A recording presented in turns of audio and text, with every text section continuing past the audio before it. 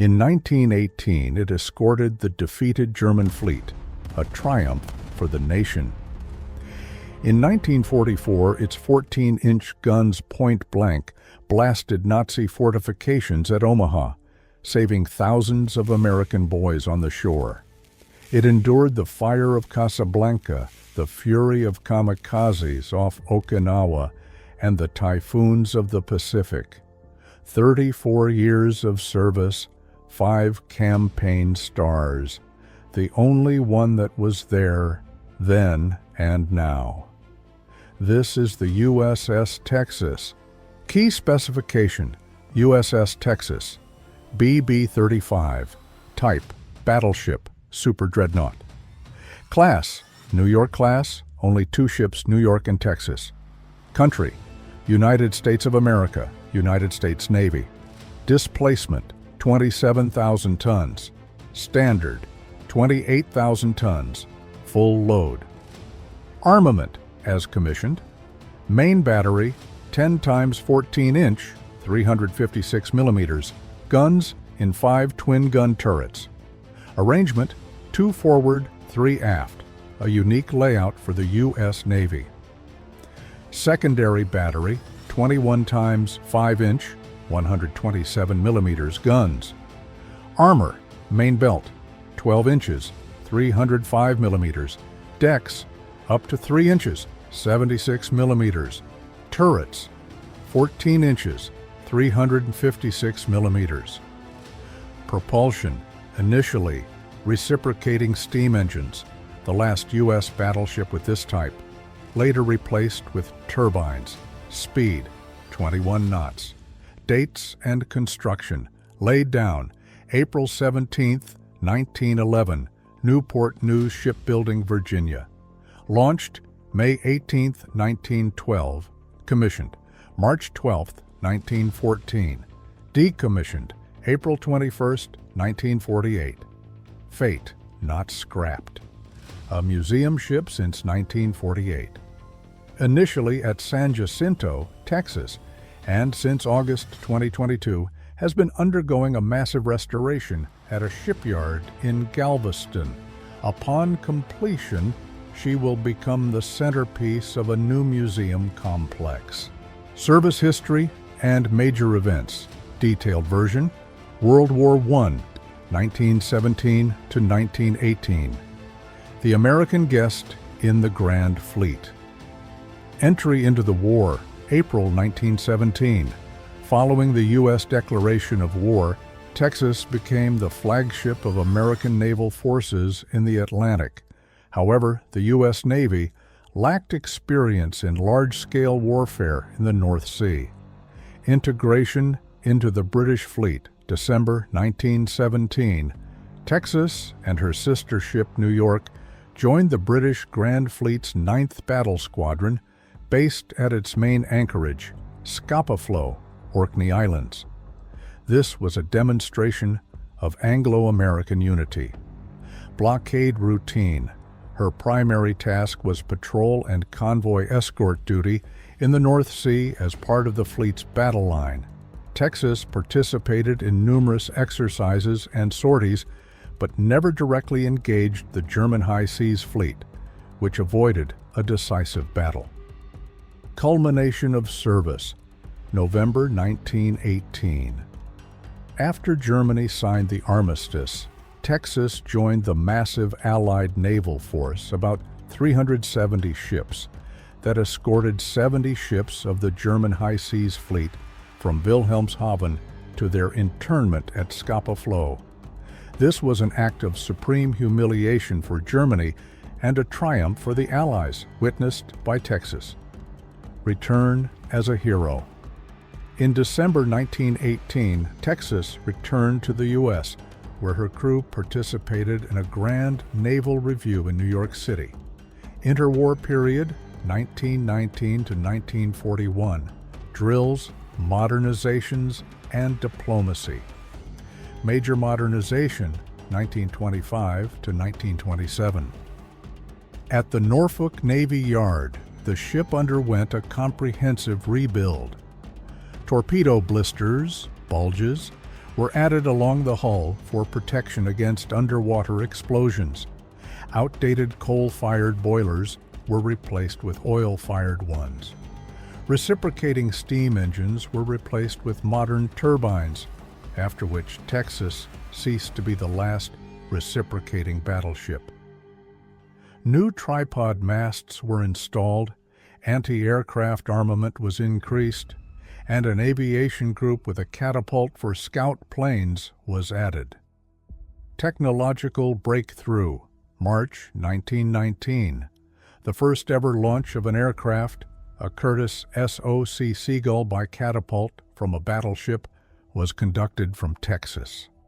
This laid the groundwork for the future development of shipborne aviation. Diplomatic mission. The battleship was often used as a floating residence for dignitaries. Presidents and secretaries of state held meetings on board, and the ship itself made port calls throughout Latin America and Europe, showing the flag. World War II, 1941 to 1945. The steel backbone of the greatest landings. Atlantic Theater, Operation Torch, November 1942, Morocco. Texas was part of the Western Naval Task Force. On November 8, 1942, she opened fire on French coastal batteries and the battleship Jean Bart in the harbor of Casablanca. During a fierce duel, her 14-inch shells suppressed several batteries and damaged the Jean Bart. Texas herself sustained 2 hits from 194mm shore-based shells. Non-critical damage, 1 crewman killed. Her gunfire allowed General Patton's troops to secure the beachhead. Operation Overlord, June 1944, Normandy. The pinnacle of her career. Task: provide fire support for the bloody landing at Omaha Beach, where U.S. troops suffered heaviest casualties. June 6, H hour. Texas began bombarding the German Hesse battery, Point du Hoc, a clifftop position with 6 155mm guns that raked the entire beach. She fired 255 heavy 14-inch shells at it, literally plowing the position under. Feat of precision. To destroy targets deep inland, headquarters, fortifications near Vierville and Trevière, Texas closed to within 3,000 yards, less than 3 kilometers, of the shore. This was a tremendous risk. The ship became a target for shore artillery, but allowed for pinpoint accurate fire. Tragedy. On June 8th, while shelling positions near Isigny-sur-Mer, a cook-off, internal explosion, occurred in the right gun of turret number 2, killing 1 man and wounding 10. The turret was disabled for the remainder of the operation.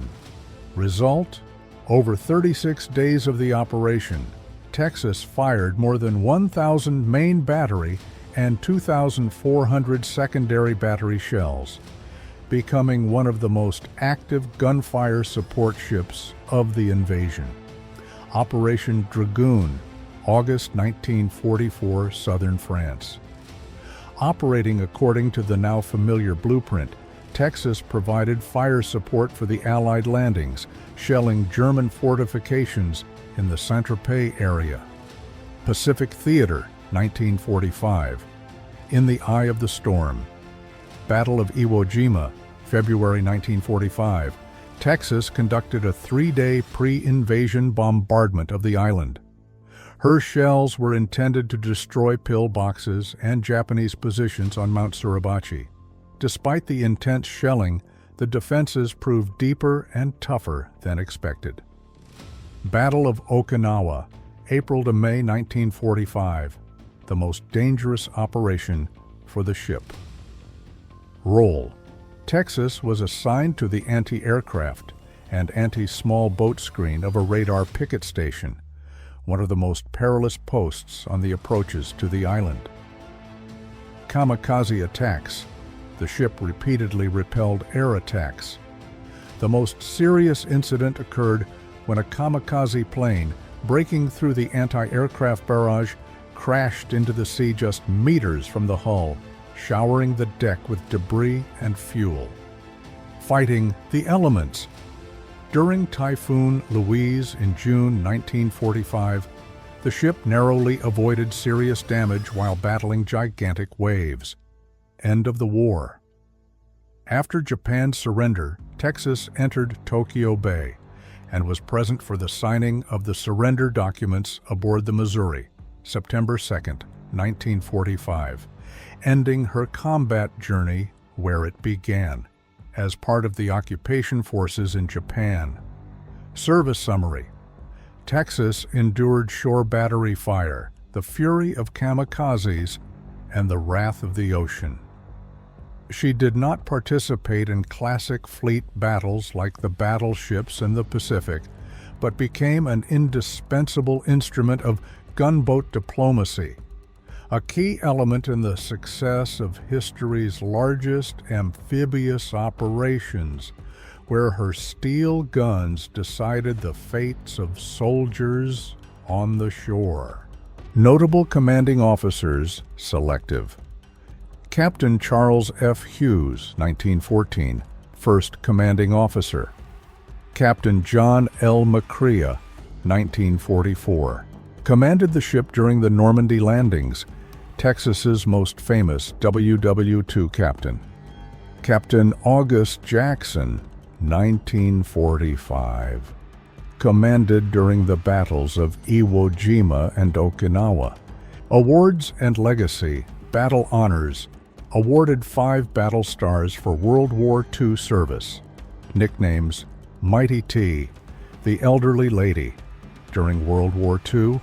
Technical legacy: the last surviving Dreadnought-type battleship in the world. The only surviving warship to have served in both World War I and World War II. Modern status: a National Historic Landmark, undergoing the largest and most expensive battleship restoration in the United States. After completion, she will be the centerpiece of a new museum in Galveston, preserved for future generations. USS Texas is not just steel. She is a symbol of 20th century American power, having sailed through the grandest naval invasions in history and surviving to tell her tale.